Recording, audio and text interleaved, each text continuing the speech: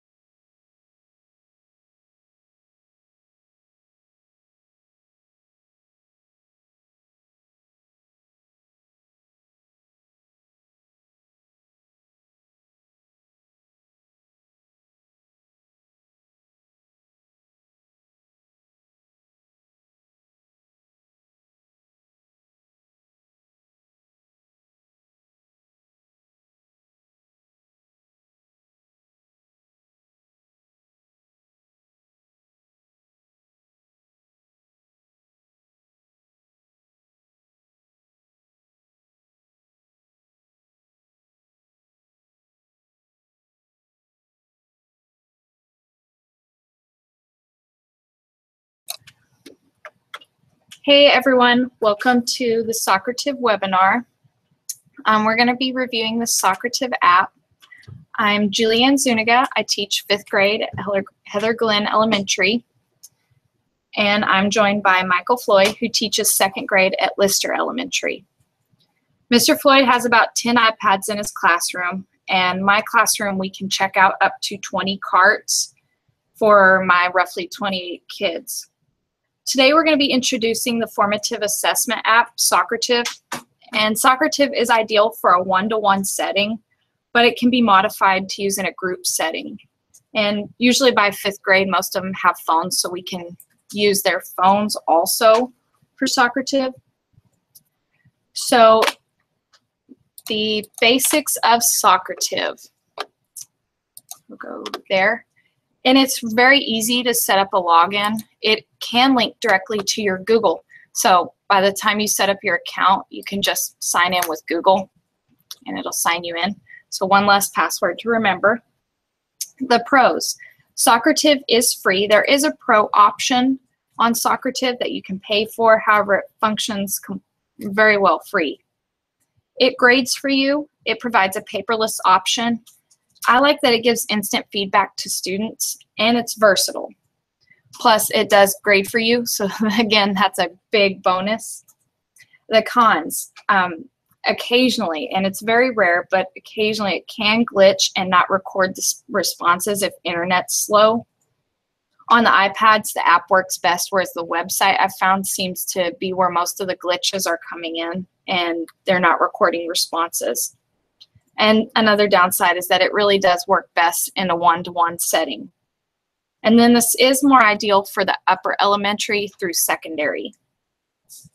Again, the account setup is very quick. You don't need much more information than your login, your name, email address, the very basics. Room name. Up top, you'll see my room name is Zuniga1234. That I have changed. You can log into your room. Socrative will give you a room name, but it's a very complex one. So an easy way to change that to make it more simpler would be go in, add your name, Zuniga, and I put my classroom name. So they're in 16A. My last name is Zuniga. Pretty easy. And that's how you change your room name. Then you can make quizzes. I already have a couple I've made. There's two options. You can either create a new quiz or import. Right now I'm going to show you how to create a new quiz. And my social studies class has been reviewing the Boston Tea Party, so I'm just going to make a quick quiz of that. Another big bonus is that you can align quiz to the standards. So I'll go down, select social studies, and Texas is on the way to the bottom. Another big bonus is that you can align it with your bilingual TEKS. Today we're just going to do general ed. And then the standard we're selecting is 5.2. Students understand how conflict between the American colonies and Great Britain led to the American independence. So I've set up my standard. I have the title of it. I can enable sharing or I can take it away. I might share it with my team, so I'm going to enable sharing. You can select multiple choice, true or false, or short answer. You can use any variety of these or just go with one. I choose a variety. So my first question would be, what events led to the Boston Tea Party? And I can add a picture.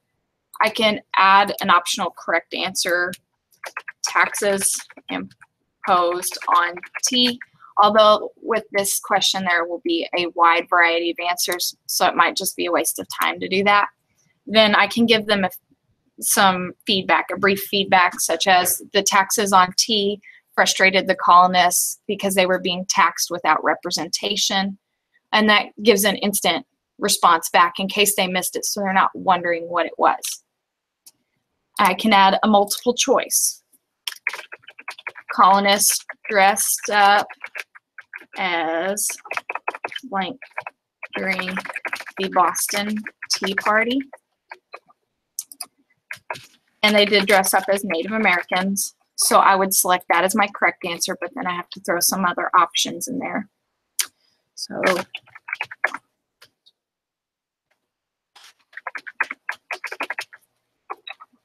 and if I were really making this test, I would make it far more realistic on the options. Then an explanation, I might give them a reference back to something we've read in class, or we've read a graphic novel that addressed this and showed a picture. And I would ask them to recall that information in the explanation. Then a true or false. Colonists that participated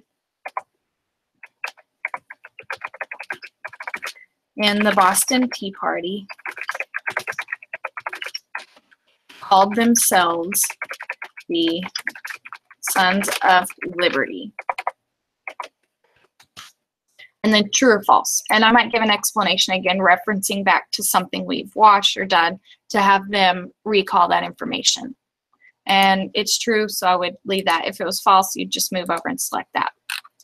Now, I don't need to save each one unless my internet is a little iffy. Then save and exit. It should refresh and the name would be there, the Boston Tea Party. Now to add or import a quiz, if your team members have shared it with you, I had an old Socrative account that I could go back on and pull these through.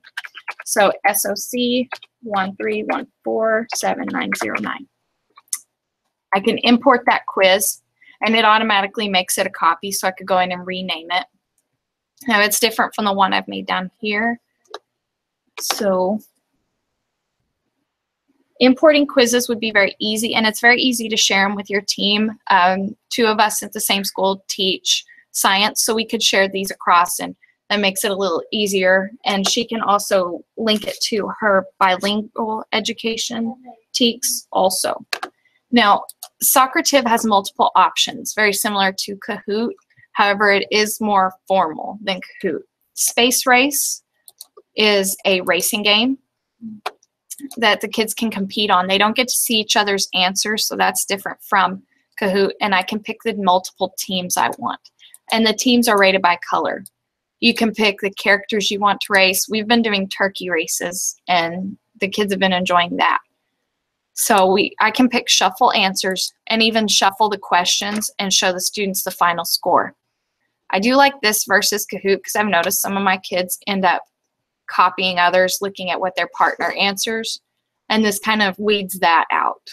And then if I'm doing a formal test in class, we don't have to bother with putting up dividers. I can just shuffle questions and answers.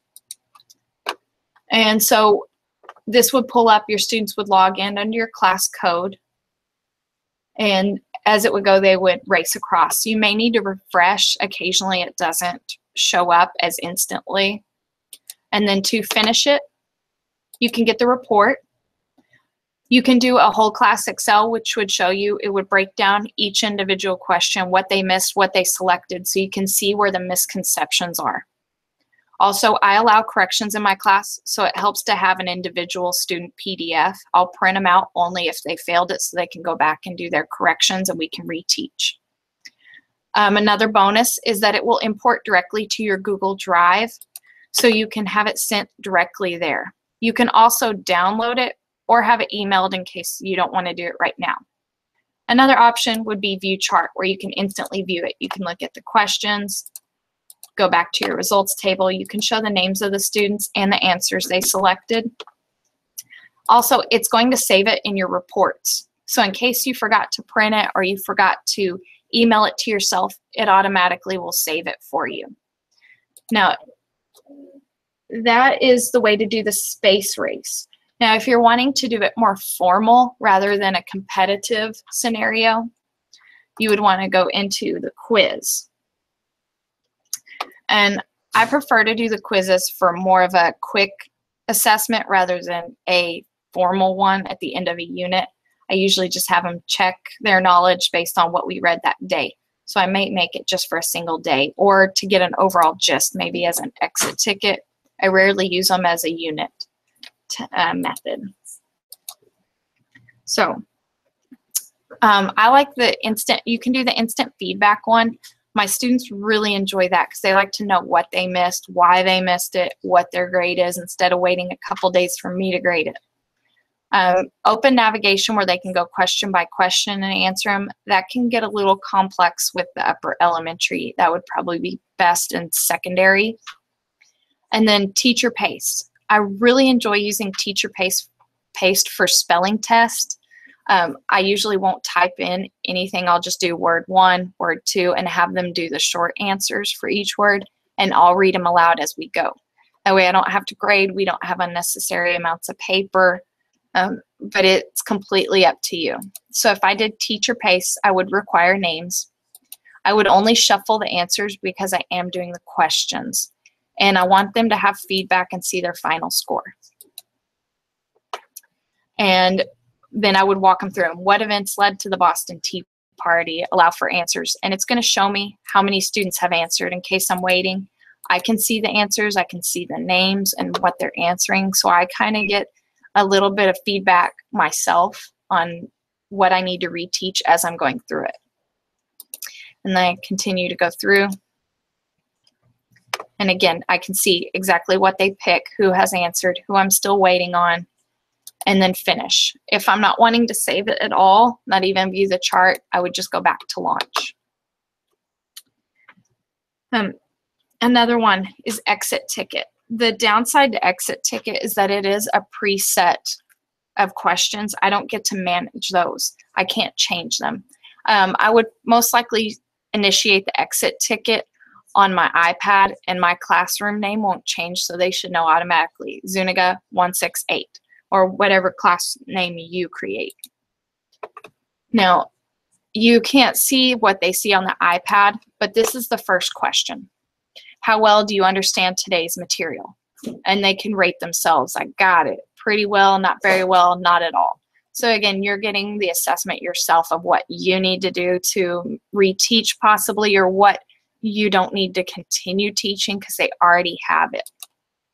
The next one, what did you learn in class today? And this is an open-ended one where they can all answer, tell you what they learned. And this is on their own. It would be self-paced rather than you pacing it. And they'll give you feedback. You can see what they took away from your lesson. And the last one, it says, please answer the teacher's question. My recommendation for that would be having a question on your projector or the board. I often will take old STAR test questions that are relevant to what I've taught in class that day and have them do it. And this cuts down on the index cards for exit tickets or pieces of paper for exit tickets, since that's normally not graded. It's just an informal assessment. Can eliminate tons of paper being wasted. And then finish. I can have that. Again, I can view the report, the whole class Excel, individual. Most likely Excel would work best for your exit ticket. You can view the chart. And again, I can compile these in Google Drive so I can see what I'm needing to reteach towards the end of my unit. I'm very data driven, and if you are too, this is great for compiling data. And if you don't want to save it at all, just go back to launch. Then there are multiple choice. The quick questions are multiple choice, true or false, short answer. You would set these up. So these would need prior planning if you were doing the multiple choice or the true or false. So really, you could do a one question quiz and have that set up instead of having to do it on the fly. However, I do a lot of the short answers on the fly if I'm doing a quick exit ticket rather than the Socrative prompted exit tickets. So I'll go ahead and let everyone that's on here log into my classroom name. Socrative will work on the website. All you need to do is go to socrative.com and then select the student login. So if possible, please go ahead and log in. And I can see how many log into my classroom. Once I pull up the short answer, it may block my class name. So you'll see my class name up at the top. I'll give a few minutes to log in with the lag.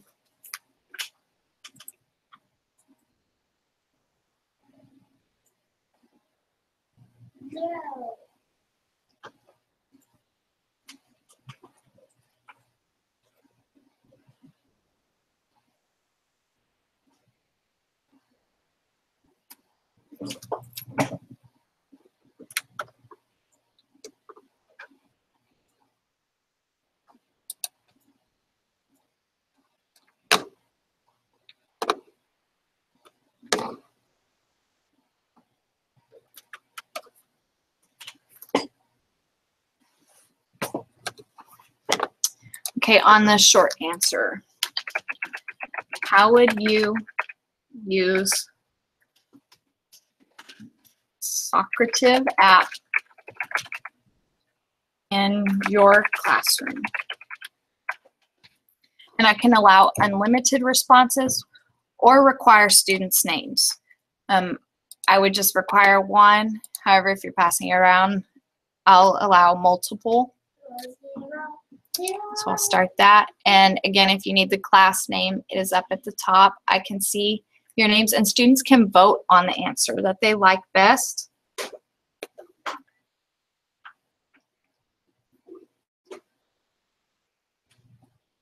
So once there are more than 2 answers, students can begin to vote.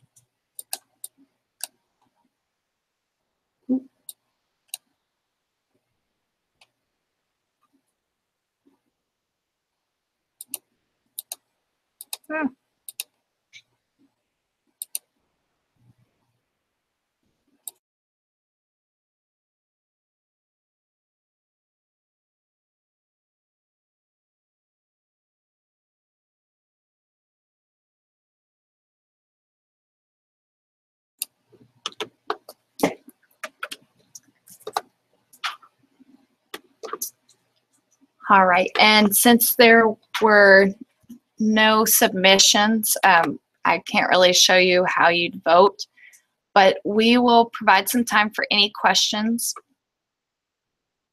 If you have any, just enter them in the chat, please.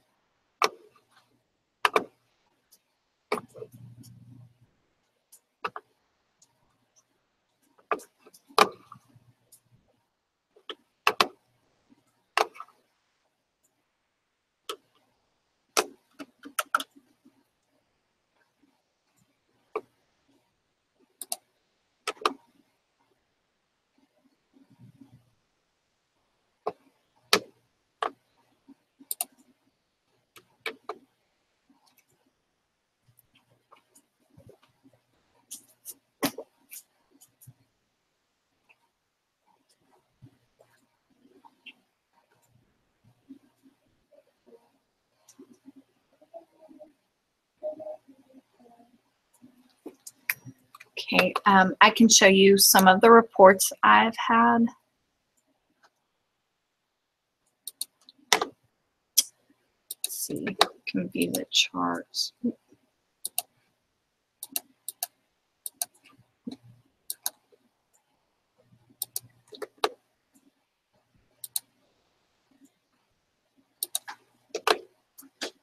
Oh, well, apparently we have not done any on this. It only saves for the most recent ones, I believe.